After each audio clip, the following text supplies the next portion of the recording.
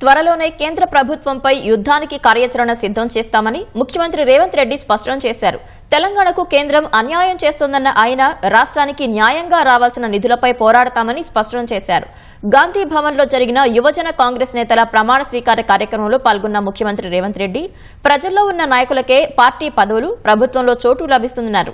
కేసీఆర్ దగ్గర ఎంత డబ్బున్నా ప్రజామోదం లేక ఓడిపోయారని గుర్తు చేశారు. ప్రజా మద్దతుతో మరో 4 సార్లైనా కాంగ్రెస్ పార్టీ గెలుస్తుందని రేవంత్ రెడ్డి ధీమా వ్యక్తం చేశారు. ఢిల్లీ పైరవీలతో కాదు, గల్లీలో పేదల కోసం పనిచేసే వారినే పదవులు వరిస్తాయని ముఖ్యమంత్రి రేవంత్ రెడ్డి స్పష్టం చేశారు.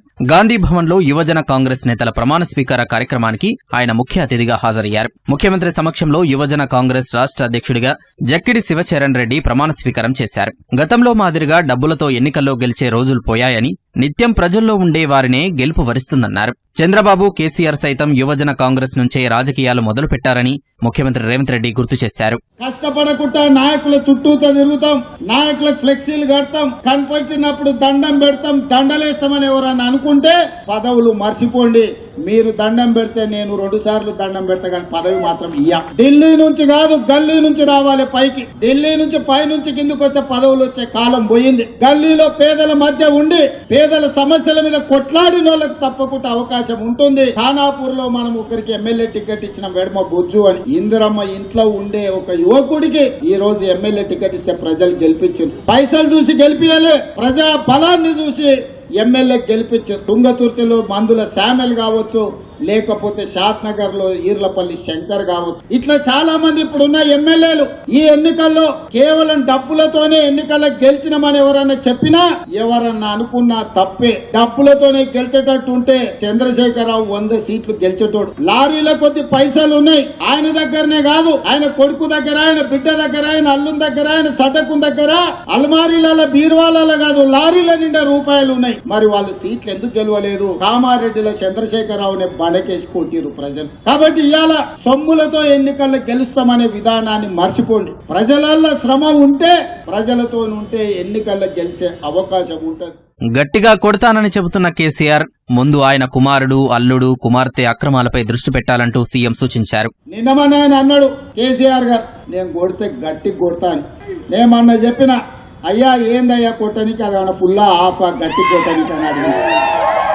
చంద్రశేఖరరావు గారు ఈ వేదిక మీద నుంచి చెప్తున్నా, నీ గట్టి కొట్టాలంటే నీ కొడుకును వంగబెట్టి కొట్టు.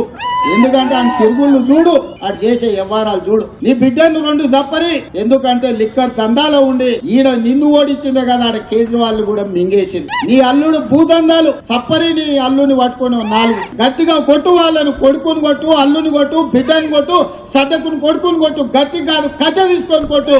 వీళ్ళు చేసిన దుర్మార్గాలు తెలంగాణ సమాజం చూసింది కాబట్టే నిన్ను గట్టిగా వంగబెట్టి కొట్టింది తెలంగాణ సమాజం అని చెప్పిన చంద్రశేఖరరావుకు ఆయనకు చెప్తున్నా. ఇక ఆయన ఊరిస్తున్నాడు, ఇక నేను వస్తున్నా బయటకి అని. అయ్యా నువ్వు బయటకు వచ్చినప్పుడు, నువ్వు కుర్చీలో ఉన్నప్పుడే మా యూత్ కాంగ్రెస్ కార్యకర్తలు నిన్ను బండకేసి కొట్టారు. మళ్ళీ వచ్చేదేముంది? నువ్వు ముఖ్యమంత్రి ఉన్నప్పుడు, నీ పార్టీ అధ్యక్షుడికి ఉన్నప్పుడే మా యువజన కాంగ్రెస్ పిల్లలు నిన్ను బండకేసి కొట్టి ఓడగొట్టి ఇంట్లో ఊసబెట్టారు. తెలంగాణకు చిల్లిగవ్వ ఇవ్వని మోదీపై పోరాటానికి నాతో పాటు మీరంతా సిద్ధంగా ఉండాలని ముఖ్యమంత్రి రేవంత్ రెడ్డి యువజన కాంగ్రెస్ కార్యకర్తలకు సూచించారు. అందుకే మిత్రులారా, ఈ రోజు బాధ్యత చేపట్టిన ప్రతి ఒక్క యువజన కాంగ్రెస్ మిత్రుడికి, ఇక్కడికి వచ్చిన వాళ్ళందరికీ మనస్ఫూర్తిగా శుభాకాంక్షలు తెలియజేస్తున్నా. మీతో పాటు నేను సిద్ధం. అవసరం అనుకుంటే మోడీ మీద యుద్ధం ప్రకటిద్దాం. కేంద్రం నుంచి రావాల్సిన నిధులు, కేంద్రం నుంచి రావాల్సిన మంజూరీలు రాలేదు.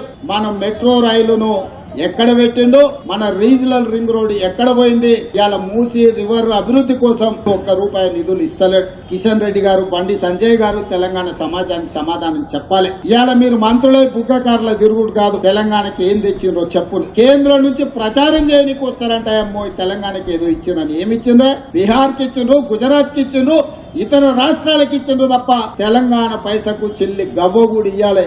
ఇవాళ ₹1 కేంద్రానికి మనం పన్ను కడితే 42 పైసలు మనకు వస్తున్నాయి. బీహార్ ₹1 పన్ను కడితే 7 రూపాయలు తీసుకుపోతున్నారు. ఉత్తరప్రదేశ్ ₹1 కడితే 3 రూపాయలు తీసుకుపోతున్నారు. మరి తెలంగాణ ఏం పాపం చేసిందా? ₹1 కడితే 42 పైసలు ఇస్తున్నావు అంటే 58 పైసలు నువ్వే మా సొమ్ము దొబ్బుతున్నావు మోడీ గారు. అందుకే కిషన్ రెడ్డి, బండి సంజయ్ అనుకుంటున్నారు ఏ దానికైనా కొంత సమయం ఉండాలని సంవేదనం పాటిస్తున్నాం. తొందరలోనే కార్యాచరణ ఉంటది. కేంద్ర ప్రభుత్వం రాష్ట్రానికి చేస్తున్న అన్యాయాన్ని మెట్రో రైలు మేము కట్టుకుంటాం, మాకు అనుమతి ఇవ్వండి అంటే దేశంలోనే ఒకనాడు 2వ స్థానంలో ఉండే ఢిల్లీ, తర్వాత హైదరాబాద్ ఇవాళ 10వ స్థానానికి వదిలిపోయింది. 10 నెలలైంది మన ప్రధానమంత్రి దగ్గర ఉండి మెట్రో రైలుకు అనుమతి ఇవ్వకుండా ఆపిపెట్టిండు. రీజనల్ రింగ్ రోడ్డు సగం ఇచ్చి సగం ఇవ్వకుండా దాచిపెట్టిండు. ఇవన్నీ సమస్యలు ఉన్నాయి. ఈ అన్ని సమస్యల మీద కార్యాచరణ తీసుకుంటూ